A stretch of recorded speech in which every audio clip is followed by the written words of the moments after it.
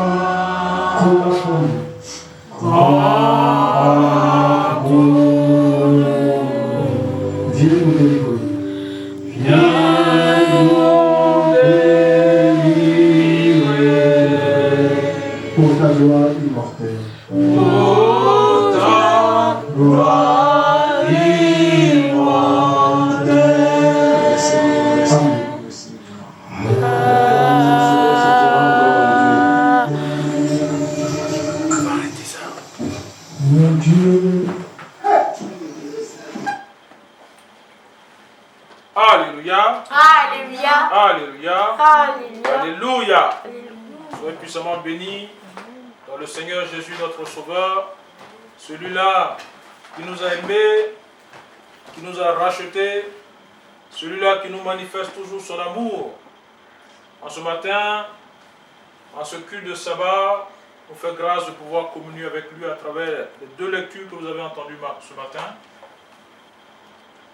Marie-Manuel, tu peux nous donner quelle est la première lecture de ce matin? Oui, non? Samuel, tu te souviens? Isaïe. Le prophète. Prophète Isaïe. Prophète Ésaïe. Chapitre 13. Chapitre 13, verset 1 à 22. Très bien, la seconde lecture. Romains. L'épître. Épître de Paul aux Romains. Chapitre 9. Chapitre 9, verset 1 à 1 an. Je sais plus. 14 à 26. Sois béni. Soyez bénis. Dieu est amour. Et dans son amour, il a donné sa vie pour nous racheter. Amen. Et dans ce rachat-là, il veut que nous soyons à lui et que nous puissions marcher comme il veut. Lui qui est notre Dieu. Il veut que nous marchions comme lui veut. Et non pas selon ce que nous voulons. Amen. Entendons le message de notre Dieu. Parce que, souvenons-nous toujours de la Sainte Église venue des cieux, l'Église du christianisme céleste. L'objet, c'est de sanctifier le monde. Et appeler ses enfants pécheurs, ce que nous étions, à venir à lui en nous repentant. C'est à la repentance que Dieu veut que nous soyons. Et que nous gardons constamment, continuellement, je dirais durablement cette repentance-là. Et que nous fassions de ne pas retomber, de ne pas rechuter. Parce que celui qui t'aime peut aussi te châtier. Amen. C'est pour cela que nous ne devons pas être des chrétiens orgueilleux. Nous ne devons pas être des chrétiens en but de notre personne. Nous ne devons pas être des chrétiens suffisants. Parce que l'orgueil est un péché. il faudra que nous puissions rendre la gloire à celui à qui est la gloire. Et la gloire est à notre Seigneur Jésus-Christ. C'est lui qui a fait de nous des enfants de Dieu. Parce que beaucoup étaient appelés, étaient traités comme des païens, comme des gens de mauvaise vie. Si Jésus n'avait été pas sacrifié sur la croix, beaucoup de nous ne seront pas là aujourd'hui pour le servir. Donc, pour l'amour qu'il a donné sur la croix pour nous, nous devons faire en sorte que la colère de Dieu ne nous frappe pas. C'est pour cela que, à travers la vision du prophète Ésaïe, ce matin encore, Dieu nous rappelle ces choses-là. Parce que vaut mieux ne pas que la colère de Dieu ne te trouve. Si tu changes de voie, si tu pèches en douce, on dit toujours que Dieu omnipotent, omniscient, rien ne peut être caché. Et personne ne peut aller loin de son regard. Tout ce que nous faisons dans nos cœurs, dans nos pensées, Dieu voit. Parce que la pensée également, on peut pécher dans la pensée. Si ta pensée te pousse à penser des choses négatives contre ton prochain, combat cette pensée-là. Rejette cette pensée-là. Parce que c'est le diable qui te pousse dans ta pensée à pécher contre ton prochain. Or, Jésus nous dit d'aimer notre prochain comme nous-mêmes. Et si, dans cette prophétie, dans cette révélation, dans cet oracle, c'est une prophétie comme Babylone. Au lendemain du film que nous avons vu encore hier soir au cinéma, nous sommes allés voir le film sur la vie de Bob Marley. Et c'est quand même intéressant comment les Rastafari parlent de Babylone. Aujourd'hui, selon eux, c'est tout le système mondial. Système financier, système politique. C'est tout ce système-là qu'ils ont en horreur. Et nous allons le voir comment, à travers la révélation, Dieu nous amène à connaître ces choses-là et comment Dieu lui-même combat les tyrans, les dictateurs. Faisons attention à ce que nous disons pour ne pas qu'on nous rapatrie. Que Dieu nous fasse miséricorde. Mais nous disons selon la Bible, nous ne disons pas le nom de quelqu'un. Que le nom de Dieu soit glorifié. Bien-aimés, quand nous prenons notre première lecture, préparez la Bible de sorte qu'on puisse aller comme Dieu voudra qu'on aille. Je ne dirai pas qu'on aille vite, ça c'est notre volonté, mais que la volonté de Dieu puisse s'accomplir. Donc, quand nous prenons le livre du prophète Ésaïe, chapitre 13, c'est du verset 1 à verset 22. Je demanderai à quelqu'un de me lire le verset 1 d'abord. Qu'est-ce que, parce que c'est un oracle. Oui, et le prophète Ésaïe, chapitre 13, verset 1. Qu'est-ce qu'on lit?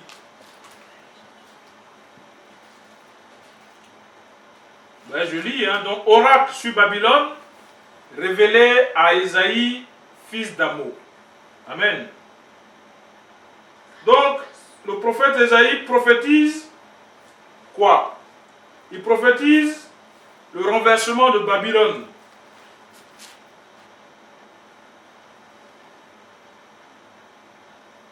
Et il compare le renversement de Babylone, il le compare à celui de Sodome et de Gomorrhe. C'est quoi Babylone?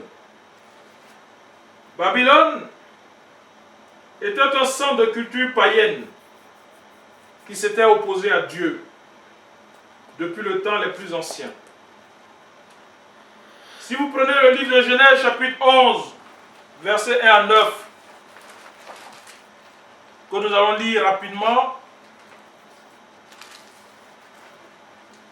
Genèse chapitre 11, verset 1 à verset 9.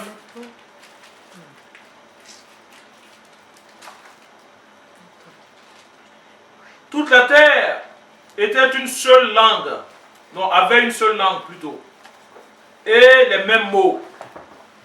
Comme ils étaient partis de l'Orient, ils trouvèrent une plaine au pays de Shinéar, et ils y habitèrent. Ils se dirent l'un à l'autre, allons, faisons des briques, et cuisons-les au feu. Et la brique leur servit de pierre, et le bitume leur servit de ciment. Il dit encore, allons, bâtissons une ville et une tour dont le sommet touche au ciel. Et faisons-nous un nom, afin que nous ne soyons pas dispersés sur la face de toute la terre. L'Éternel descendit pour voir la ville et la tour que bâtissaient les fils des hommes. Et l'Éternel dit, voici, ils forment un seul peuple et ont tous une même langue. Et c'est là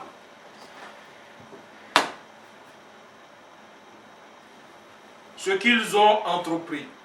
Maintenant, rien ne les empêcherait de faire tout ce qu'ils auraient projeté. Allons, descendons, et là, confondons leur langage, afin qu'ils n'entendent plus la langue les uns des autres. Et l'Éternel les dispersa, loin de là, sur la face de toute la terre. Et ils cessèrent de bâtir la ville. C'est pourquoi on l'appela du nom de Babel, car c'est là que l'Éternel confondit le langage de toute la terre. Et c'est de là que l'Éternel les dispersa sur la face de toute la terre. Amen. Amen. Donc, bien-aimés, Dieu montre qu'il est souverain et que devant lui rien n'était possible. Quand il a créé l'homme, Adam et Ève les a bénis, et qu'est-ce qu'il a dit? Remplissez la terre et peuplez-la.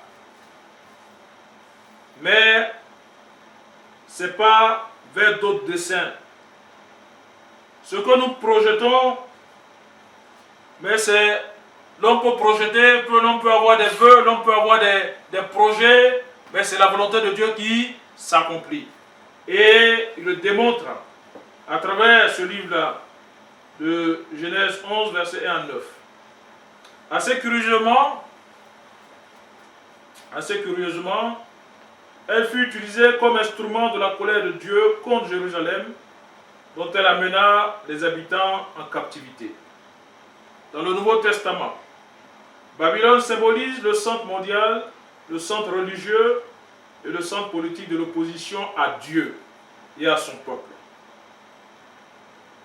C'est ce que nous pouvons voir à travers le livre des Révélations, à son chapitre 17, Apocalypse 17, verset 1. Si quelqu'un peut la voir, sinon dès que je l'ai, je le lis. Apocalypse 17, verset 1.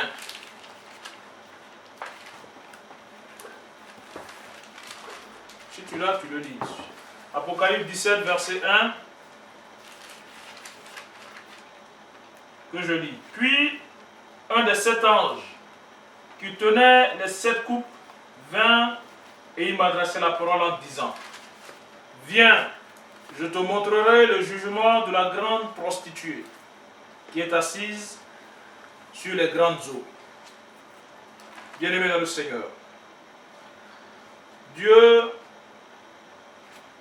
est notre Père, il est notre Dieu, il est le souverain sacrificateur. Donc, nous devons faire sa volonté et non la nôtre. Parce que quand nous allons contre la volonté de Dieu, la colère de Dieu frappe tous ceux qui vont sans sa volonté. C'est comme ça, quand on l'a vu en détruisant le projet de Babel, les ruines donc de Babylone se trouvent donc actuellement dans le pays de l'Irak moderne. C'est là que se trouvent les ruines de Babylone. Quand on prend, bien aimé, Le verset 4, c'est une révélation, donc on va aller pas à pas. Qu'est-ce qu'on nous dit? Et je lis. On entend une rumeur sur les montagnes, comme celle d'un peuple nombreux. On entend un tumulte de royaumes, de nations assemblées. L'Éternel des armées passe en revue l'armée qui va combattre. Que la miséricorde de Dieu soit sur son peuple. Sur cette prophétie, sur la chute de Babylone, s'est accomplie en plusieurs étapes. La première étape fut l'attaque de l'armée assyrienne en 689 avant Jésus-Christ. Cette attaque aboutit au renversement de la ville de Sanchérib. Elle retrouva ensuite une position dominante sous Nebuchadnezzar avant d'être à nouveau conquise en 539 avant Jésus-Christ par Cyrus, le chef de l'empire médo-perse. Comme on peut le lire à travers notre lecture au verset 17. Et je lis, voici, j'excite contre les Mèdes, qui ne font rien, qui ne font point cas de l'argent, et qui ne convoitent point l'or. Que le nom de Dieu soit glorifié. Bien-aimés, en 518 avant Jésus-Christ, la ville fut de nouveau dévastée. Ses murs tombèrent et sa ruine fut totale. Faisons la volonté de Dieu et non la nôtre. Parce que l'on peut avoir des plans, mais c'est Dieu qui règne et qui dominera toujours. Que son nom soit glorifié. Quand on prend, toujours à travers notre première lecture, les versets 6 à 13, c'est une révélation, c'est une vision, c'est une prophétie, c'est un oracle. Quand on prend les versets 6 à 13, et je lis, gémissez, car le jour de l'Éternel est proche. Il vient comme un ravage du Tout-Puissant. C'est pourquoi toutes les mers s'affaiblissent et tout cœur d'homme est abattu. Ils sont frappés d'épouvante, les spasmes et les douleurs les saisissent. Ils se tordent comme une femme au travail. Ils se regardent les uns les autres avec stupeur. Leurs visages sont enflammés. Voici le jour de l'Éternel arrive, jour cruel, jour de colère et d'ardente fureur, qui réduira la terre en solitude et en exterminera les pécheurs. Car les étoiles des cieux et leurs astres ne feront plus briller leur lumière. Le soleil s'obscurcira dès son lever, et la lune ne fera plus luire sa clarté. Je punirai le monde pour sa malice et les méchants pour leurs iniquités. Je ferai cesser l'orgueil des hautains et j'abattrai l'arrogance des tyrans. Je rendrai les hommes plus rares que leur faim. Je les rendrai plus rares que l'or d'Ophir. C'est pourquoi j'ébranlerai les cieux et la terre sera secouée sur sa base par la colère de l'Éternel des armées au jour de son ardente colère ou au jour de son ardente fureur. Que la miséricorde de Dieu soit sur nous. Qui peut résister au jour de la colère de Dieu? Personne. C'est pour cela que lui qui nous a aimés et qui nous a rachetés, nous devons faire en sorte que nous ne soyons pas des chrétiens païens. Oui, tu es chrétien le jour, tu viens à l'église, tu chantes la gloire de Dieu, mais en réalité, tu as un comportement de païen. Tu es comme Babylone. Tu rejettes les règles. Sur Israël, Dieu a établi des règles. sur l'église dans laquelle nous sommes, l'église du christianisme et des règles.